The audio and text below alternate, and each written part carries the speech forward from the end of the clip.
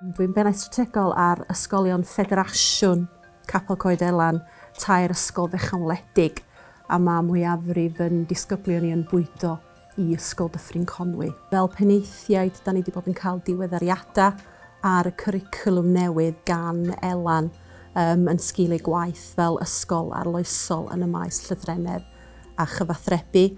Mae hi wedi bod yn diweddaru ni'n gyson ar y datblygiadau a hefyd ar yr meysydd dysgu a phrofiad a naws y cwricwlwm newydd. Da ni hefyd wedi mabwysiadu yr Let's Think in English, sef prosiect oedd yn mynd i godi safona llafared Saesneg o fewn y dalgylch a cynllun oedd yr ysgol wedi mabwysiadu chydig cyn i ni. Fel clwstwr, da ni wedi mabwysiadu'r cynllun rwan a da ni'n dod i derfyn y blwyddyn gyntaf o hyfforddiant fydd hynny'n digwydd bore dydd Iau. Felly, mi fydd gan y plant sydd yn bwydo Ysgol Dyffryn Conwy y sgiliau angenrheidiol sydd yn mynd i fod yn drosglwyddadwy i sawl maes dysgu a phrofiad yn y dyfodol ac sy'n mynd i harfu nhw ar gyfer i gyrfa yn yr uwchradd. Felly mae'r gwaith sylfaen cadarn yn ei le cyn iddyn nhw gyrraedd yr uwchradd mewn ffordd.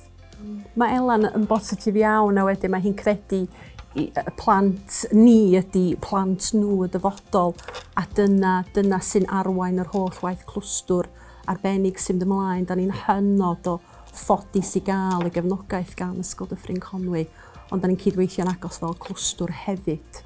A dwi'n meddwl bod ni mewn lle ffodus iawn bod gennym ni hwb o ysgolion efo'r Ysgol Dyffryn Conwy yng nghraidd y hwb yma, lle da ni'n gallu cydweithio bydd yn dysgwyr ni, cydweithio fo'n gilydd a parhau adeiladu ar y berthynas arbennig sydd gennym ni ar sawl lefel a da ni'n reit hynna'n gynhaliol. Mae gennym ni sawl arbenigedd pwnc a maes dysgu a phrofiad o fewn y clwstwr a dwi ag Elan fel hwyluswyr yn cydweithio'n agos gyda'n gilydd i fwrw'r gwaith yma yn ei blaen yn y clwstwr.